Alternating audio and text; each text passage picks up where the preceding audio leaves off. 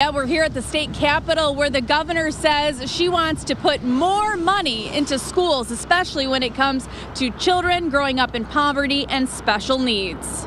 This budget represents the biggest investment in education of our kids in a generation. Governor Gretchen Whitmer putting a hefty price tag on education in the state. Whitmer's first budget includes an increase in funding that she says will help close the equity gap in children's education. That means that the resources of between $120 and $180 per pupil to fund fundamental classroom and operational expenses. The new budget proposal calls for $15.4 billion for the state's K-12 schools. Additional funding of $120 million is included for special education students, $102 million for at-risk students, and $50 million for career technical students. Michigan colleges and universities would receive a 3% increase in funding. She put together a budget that is very specific to the needs of individual kids. Executive Director of the Michigan Association of School Boards, Don Wucherba, says he's ecstatic about the potential of more funding. Really happy with even the details that have been released.